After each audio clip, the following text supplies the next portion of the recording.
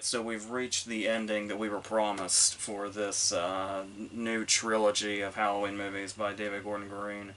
And it started off with the really, really kick-ass 2018 movie that was better than I think most people probably thought it could be, but then was just ultimately kind of shit on by Halloween Kills. Was that just last year Halloween Kills came out?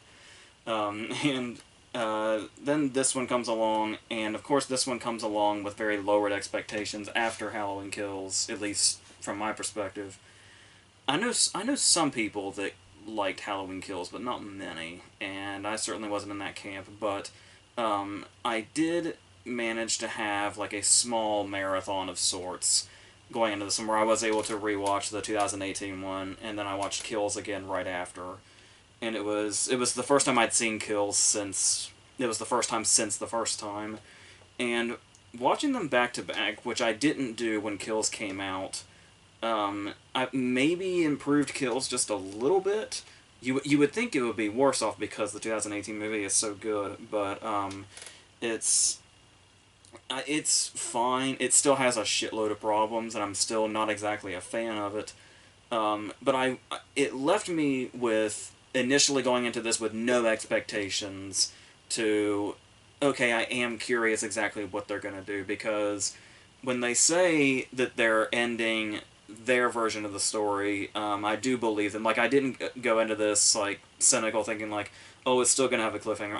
I believed them that this was going to have a definitive ending, because I also believed that somebody else is going to pick it up anyway, and start a whole other timeline, because that's just what Halloween's always been. It's like 5 or 6 different timelines at this point, if not more. And somebody described the Halloween franchise once to me as a choose-your-own-adventure franchise, and I feel like that, when you take it from that approach, where it's like, all these different timelines exist, go ahead, you can just go ahead and choose the one that is either your favorite timeline or the one that you consider the definitive one, and you can just go with that. I think for me, it's probably whatever timeline ends at Halloween H2O. I feel like Halloween H2O is pretty much the most satisfying feeling of the Halloween franchise coming to an end, in quotes. But I was curious exactly what it was going to be, because there's only so much you can do to give a slasher franchise a definitive ending. Like, there's not very many outcomes that you can have without it just going totally and completely off the rails.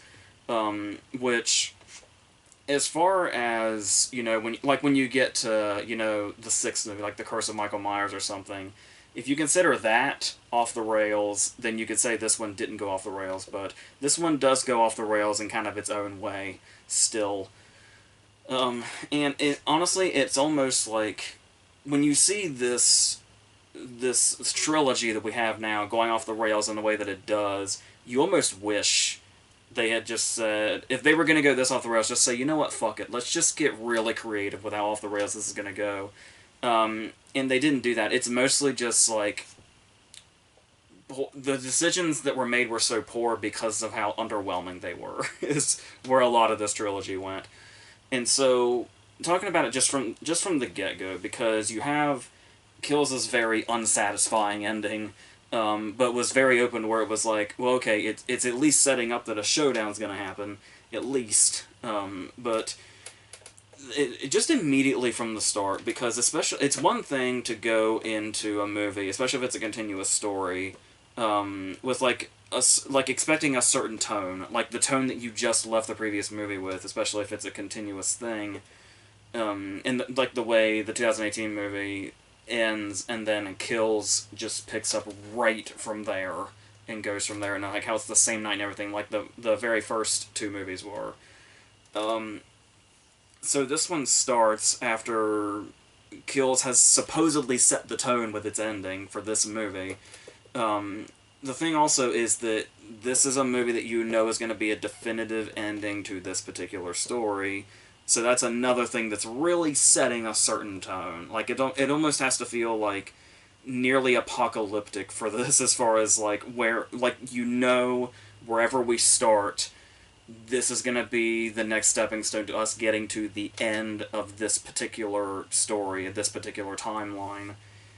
So it's gonna, you would think, it would feel big, especially with where Kills left it. Um, and just right away, as we're getting the Universal logo and the Blumhouse logo, um, we're obviously hearing this radio station, and that's just sort of immediately you're like, this definitely isn't the tone we came into this with.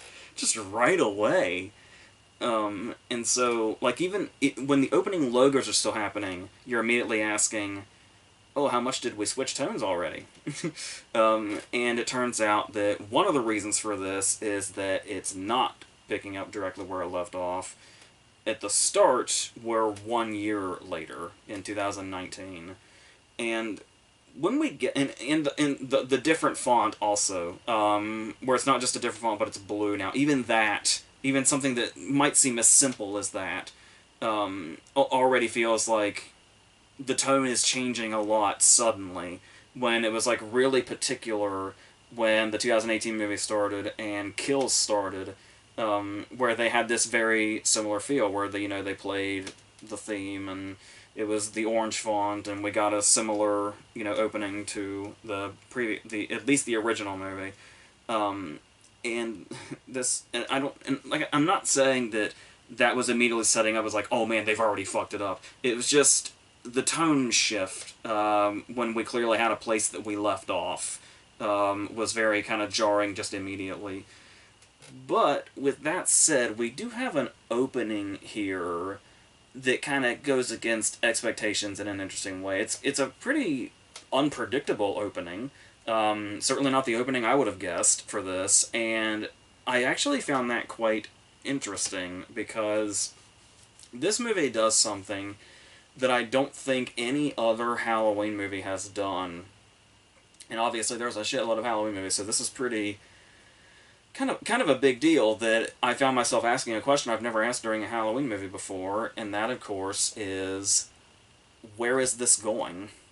And I found that very interesting at first, because it's like, you go, like, the appeal of a Halloween movie is that you know what you're getting. You go in, and you're expecting to see Michael Myers kill people, and he'll do that, and then we'll have a confrontation, and then he'll most likely, it'll be some kind of cliffhanger where he's still alive. That's pretty much what you expect. And for a large portion of this movie, for like the first half of the movie at least, I found myself asking, what's going to happen? And while that honestly could have been a good thing, and it was something I was on board for, like it was kind of a thrill to not know where a Halloween movie was going to go. Once we get the answer of where is this going, once again, it's the whole trilogy's big cardinal sin, just being extremely underwhelming. Just being like, oh, this is what we're doing. It's like, I kind of thought, I mean, I don't want it to overcomplicate itself, but this is not really much of a payoff to all of the sort of questions we had going into this and the directions we could have been going. And I think another thing is that it doesn't always feel like the writing even knew where it was going. And there were 4 writers on this. And I'm not sure how 4 writers came up with this, but and it is one of those cases where it's like, the more writers something has, the more likely it is it's going to feel really jumbled and all over the place. So I guess that should have been the first sign. But yeah, once we have this unpredictable opening, though, we do jump ahead 3 more years, because Laurie says that it's been 4 years since the 2018 events, which, logically puts us in present day. So there's that, but at the same time, it does feel like this. I was talking about how much I liked that the opening scene is sort of unpredictable, and it's like, oh, we don't know where it's going, but at the same time, it is, as far as the vibe that they set up with the 2018 movie and Kills, there was definitely something rolling along, even if it wasn't turning out great. Like, even if Kills got worse the more that it went, it still felt like they were setting up something. And then to put 4 years of distance in between that setup and what it is we're about to see is just immediately going to kill that vibe that was going on.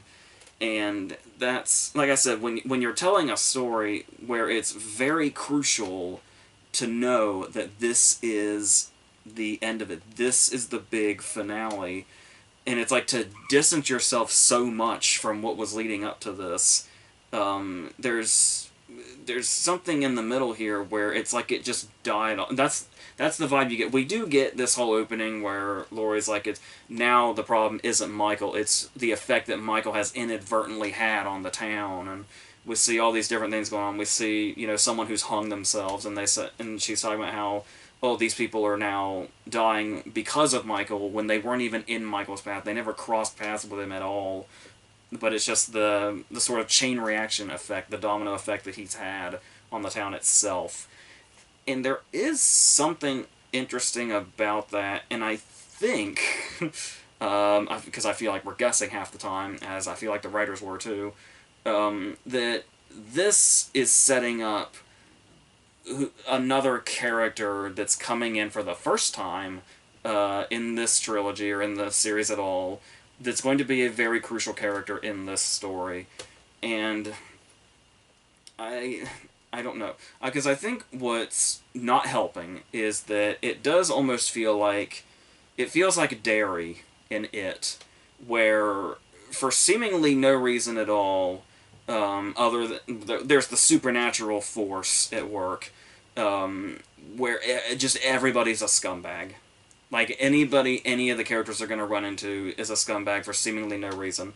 In It, obviously, there was the whole... That was just its whole thing, was that it just sort of corrupted everything in its vicinity and made everything, like, evil around it. And, but here, like I said, yes, what they're setting up where Michael has now had this same effect on the town, but it just doesn't...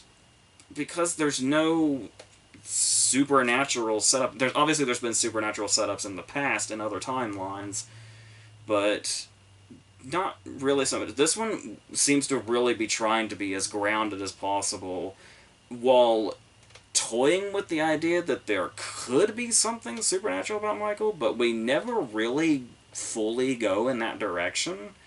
So I don't really know what they're trying to do with all that, and it's... I don't know. But what also doesn't really make a lot of sense here is the fact that this does turn into, I guess you could call it a love story, for a large portion of the movie, because we have this character that's been introduced, who is also in the opening scene, and he has this whole past now that's happened in this 3-year jump from the opening scene to now, and he's gone through a whole other thing. And just to put it simply, most of the town believes that he's probably a child murderer. Despite us seeing the events play out, most of the town is still convinced that this is the case. And once again, for seemingly no reason at all, it could be a supernatural force, it could be shitty writing, whatever it may be, Allison, the granddaughter of Laurie, is very drawn to this guy, where she's like, in those movies where it's usually the guy that's like creepily staring at the girl and you wonder why in God's name she fell for him, because all he does is give sort of creepy vibes. For some reason, that creepy person is Allison now. You got this dude who may or may not be a child murderer, and Allison, who's been through everything she's been through, just, like, smiles at this guy all the time and is immediately drawn to him and attracted to him and all that, despite the fact that he's essentially the town pariah, and even the really stale bullies in the town that he seems significantly older than, he is a victim of, and they try to explain that she has, like, a connection, like, because he's been through something and she's been through something, but it's very sort of throwaway, and they only really mention it once. So that whole thing is just really weird, and that's the thing also is, it's not just that everyone in town is a scumbag. When the people that aren't scumbags are just weird. They're just being weird and acting weird, and I don't think that's even intentional on the filmmakers' part. Like, there's, just for one example, there's a moment when the guy that Allison really likes is kind of put off by her, and there's this whole thing going on where he's saying, he's trying to sort of split this whole thing up, and she's trying to get closer to him. So while he's, like, sort of pouring his heart out here, and, like, kind of going after her a little bit, too, like, kind of aggressively, she has her hands held out, and I think her intention is, take my hand so we can get through this together. But he never takes her hands, so while he's doing, like, a whole monologue, she's just standing here with her hands out like this, like she's fucking Oliver Twist. And and like I said, just the behavior of everybody is so weird and off. And like I said, well, the scumbags may have had a purpose in the script, where it's like, oh, Michael's effect on the town, whatever the fuck they were saying. I don't know why everybody's so fucking weird. But that's the case also. So, yeah, and so this whole love story that's going on is a very large portion of the movie. And it's like the way, like, especially seeing the way Allison treats him and the way the town treats him, that's the other thing that was weird was, like, yeah, it is one thing if the town treats him that way because he may or may not be a child murderer, but then at times it also feels like extreme because they talk about how there was a whole, trial and it was a big deal and everything. It's a story that everybody supposedly knows. But then you have, but then at the same time, like, people seem to, like, recognize him only after the fact when they see him. I don't know. But, then you have Allison over here, and it's like, the only way this town reacts to this guy is either one extreme or the other extreme, apparently. Either he's a child murderer that should be burned at the stake, or let's fuck him right now, at first sight. And there's never an in-between, and once again, I don't really know. So, there's that. But the thing about this character being so crucial, you'll notice it's pretty much most of what we've talked about up to this point. There's nearly an hour, I think. It's at least 50-something minutes in when Michael, like, kills somebody. Like, before we get to that mark, like, maybe 50 or so minutes in, 50 minutes, between the start of the movie and the 50-minute mark, we have one very brief Michael scene, where this guy happens to stumble upon him.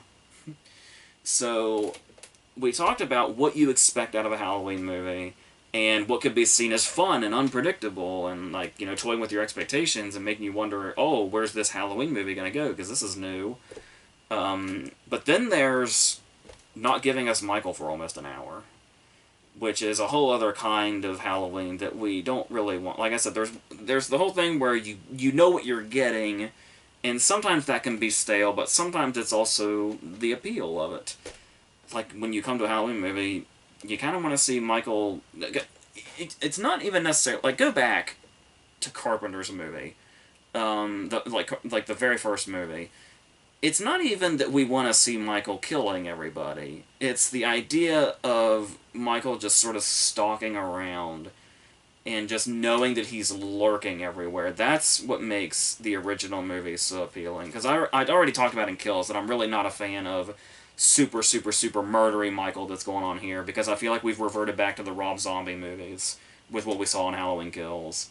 And even, as much as I love the 2018 movie, I feel like it did that also, where it doesn't make sense to me that the Michael that we know that's supposed to be this very same Michael, only 40 years older, and in this case 44 years older, but we had, he strangled Linda, he cut the throat of Annie, I believe, but we don't even really see that. And Bob got the one stab where he's pinned to the wall. And then the truck guy that we didn't see, but just kind of looks like a stabbing or something. So Michael's kills were always pretty basic. It was more about the stalking. So, like I said, going back to these Rob Zombie kills where he's just smashing people into nothingness and, like, ripping them apart with super strength. It's 44 years older. is something that still isn't. That was one of my biggest complaints about Kills, and it's been carrying over. It's been a problem in this whole trilogy for me. That the fact that it seems more focused on that than the stalking aspect and the build up to it. So this, I would say this is no different, but it's a little different because we're just not getting fucking Michael at all much. And obviously, on the other side of that, we're not really getting a whole lot of Laurie either for a movie that was built up for being Laurie versus Michael for the final time. But at the same time, it almost feels ridiculously predictable, doesn't it? Like, it's like, I think because they fucked it up with Kill so much, it was just like, yeah, why do I get the feeling that there's not going to be a whole lot of what we come here for? It's going to be like, it's going to be the last moments, and they're going to make the last moments count, but at the same time, it is just going to be the last moments, and the movie's almost 2 hours. So, we're getting what's essentially a whole different movie going on, and then we're going to get what we came here for in, like, the last 5 or 10 minutes. And like I said, I almost feel like people could even predict that was going to happen. Frustratingly enough, but... So that's where we are, and obviously they're going to throw in callbacks, because, like, we get a reverse, we get a Nick Castle cameo, where he's the one that says, see anything you like Linda did. And then we do get another moment where he pins somebody to the wall with one stab, and we get not one, but 2 instances of the sitting straight up thing. 2 different characters do it. One is, of course, Michael, and the other is Symbolism the character. So there's there's that. And what's really funny about that also is, I guess it's supposed to be this symbolism to the point that it's a sledgehammer to the head. But the first time we get the sit-up callback, it feels like a flash of a moment. It feels like a cut that lasts for half a second. So it's, even if they were going for like, oh, this is something symbolic, this is this character becoming this thing, I don't think the movie really gave as much of a fuck as it was trying to let on that it did, which means we're certainly not going to either, because, we're here for a Halloween movie, and yeah, a lot of it isn't that. There is one moment that I thought was kind of interesting, but once again, I'm only guessing that what I'm thinking happened is what happened. It's the idea that Michael's been in hiding for 4 years within the time gap. And so the first time that he does kill somebody in the movie, like I said, almost a fucking hour in, he stabs them, and then it's like he starts almost convulsing or something. And they don't really talk about it at all, because there's really only one person to witness this happen, but, I assumed it's from, like, withdrawal, like, killing withdrawal, maybe? Which is very interesting. But then again, surely he had a lot of withdrawal in, the 40 years he was in prison, but I don't know. But that's just what I took that as, but I could just be thinking of something that's not even there. They have once again, not once but twice, underutilized Lindsay. Bringing Kyle Richards back, which is supposed to be this really, really big deal. Because it was a big enough deal that they brought Tommy back, even though he was Anthony Michael Hall now. But, yeah, what they did with Tommy's character was not exactly, I think, what a lot of people had in mind. And what's interesting also is that, talking about Tommy and kills leading into this, what also kind of felt interesting about this, and actually makes kills seem even more underwhelming than it already did, was that I wasn't entirely sure they had completely killed off Tommy or Judy Greer in kills, despite what it looked like, because, yeah, that was a hell of a blood splatter when he apparently kills Tommy in kills.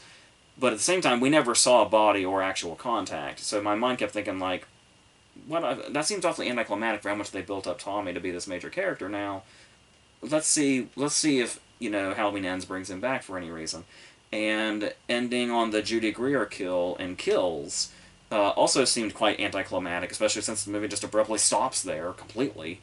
It was like, well, maybe she's not dead either. Yeah, so both those kills are apparently confirmed because we never see them again.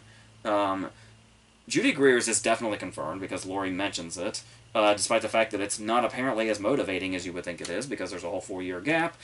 But that's, I am what I assume everybody else thought the ending of Kills was building up to was, oh shit, Michael has killed Laurie's daughter, that means we are in for the biggest showdown of all time. And then there was a 4 year gap where nobody did anything. but, and I don't know, they mentioned the mobs in that happened in Kills and kind of talk about how that probably had an effect on the town also, but I don't remember Tommy being mentioned by name at all. We keep seeing flashes of the other movies, but yeah, so that's we were just done with Tommy, I guess. Lindsay once again was underutilized in the last one, and she was underutilized here. So yeah, it was almost like they overutilized Tommy, so now they want to compensate by underutilizing Lindsay. I guess I don't know, but okay. But what all this is leading to, of course, is this confrontation with Laurie and Michael. That's what we're here for. That's what everything has been building up to. And it's a pretty short confrontation. Without telling you what happens, it's a very short confrontation, and you would think, like, you don't really necessarily need a big blowout, like the end of Kill Bill 2, like when the bride and Bill finally faced off, and it was like 15 seconds, but somehow it was still satisfying. But here, I think not only is it underwhelming because the confrontation is so short and feels anticlimactic, but the fact that we already had the really badass face-off between them, because the climax of the 2018 movie is as satisfying as this one should have been. I remember being so incredibly hyped. So vividly, I remember that feeling of seeing the climax of the 2018 movie in the theater for the first time, and it was exhilarating. It was like just hit after hit. Just the idea of, when he looks down and Laurie's not there, and it's like the reverse effect of what happened before, and then Laurie's the one that's lurking in the shadows like he was and attacks him. The moment where Judy Greer fakes him out and shoots him, and then the reveal that the whole thing is a trap. The climax of the 2018 movie is amazing. Just one moment after the other. And so compare that to the confrontation in this, and it's hard to even call it a confrontation, really. So, like I said, I mean, I'm glad that it is a definitive ending, but that's where we are. And I talked before about it, like the Halloween franchise essentially being a choose your own adventure kind of thing. And I think that takes away that keeps my frustration at bay when this franchise makes idiotic decisions, because it's like, oh, I'll just prefer to say that the storyline that I prefer ended at H2O. Like the first movie and then H2O, because I'm not really it has its fans for sure. I wasn't really even big on the second movie of the original timeline. So just give me Carpenter's original movie and give me H2O, and that's a satisfying story to me. And so I'll take that, and nothing can take that away from me. That there's these two movies. And like everything else is just, oh, let's see what else other people can come up with. Regardless of how bad the ideas can be.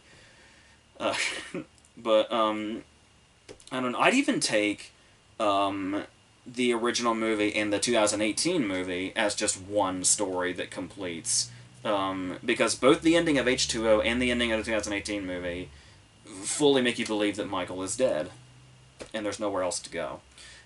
So as long as those exist, then I don't really feel myself feeling too much rage about anything. But at the same time, like I talked about with Kills, it does take a lot out of, like when they were doing the legacy deaths in Kills, like killing Brackett and killing Marion and stuff like that, and it's like, it just felt like it didn't matter. And Tommy, even. It just kind of felt like it didn't matter. When it probably should feel like a big deal. But it just doesn't. So it's like, it doesn't really feel like there's any stakes at all.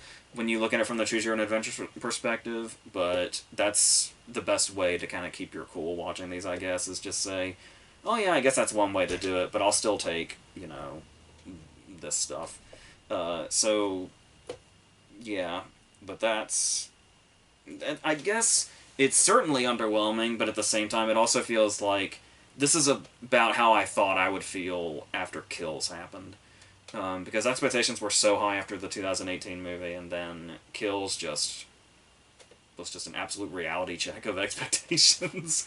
And then this is what happens. So, I don't know what it's so weird to me to think like a filmmaker could go into a project like this and have all these ideas enough to say, "Oh, we're gonna bring Halloween back, and we've got a whole idea." And we're going to do it in 3 movies, and we've got this big idea planned, and it's going to come to this big, big conclusion. And it's like, because as long as they have a plan, not that I'm calling out any particular franchise, but as long as you have a plan, and you know your beginning, and you know your ending, and that you have stuff that you can do in between, that you have a good hold on, and it's like, we can do this, and we'll get to this point, and that'll be our big finish. That's usually a good sign, but it feels like something went wrong. I don't know if maybe it's a COVID thing, made shifts happen. I don't know, but it feels like something like this. I look at this ending and it's like, this can't be what they had in mind. That they were like, oh, let's make 3 movies to get to this point, and that's gonna be really sad. And it's David Gordon Green, a director that's had his misses from time to time, but his hits are big. Like when he's on, he's really, really on. Especially in his and in so many different places. There's his whole indie scene, which is a whole other thing. Like this is the guy that made George Washington, and then he's also the guy that made Pineapple Express. And it's like he exceeds so high when he exceeds. And it's like even movies like Snow Angels that are just so aggressively bleak, he can find like a heart in them and a reality in them, to where it's a journey to feel that pain, even if in other hands it would feel like too depressing to even be made. Like there's no point to how depressing it is. It's just there to hate you. But it's like he definitely has a hold on storytelling. He also made The Sitter and Your Highness. So like I said, he's not perfect, but like I said, his highs are so high, and he's definitely a filmmaker that knows what he's doing when he really wants to do it. So this is so confusing to me. That this was the big idea, that this was the big finish. I don't know. So that's where we are. So the next thing, we're going to have a lot of verses. I'm kind of getting caught up on a few days that I've missed. But then hopefully we'll come back around, because we got a franchise review coming up that I did with my brother, that I want to get to. So we'll kind of fill in the blanks there and then get to that point, and then we'll continue for the second half of the month. And then we'll be done with this horror thing, which sucks because this is the fun time of year, and getting all wrapped up in all these horror movies is too fun, and I never want it to end. But like all things, even shitty trilogies, things end. So I guess that's where we can leave this. So until whatever the next thing is, I think that's it.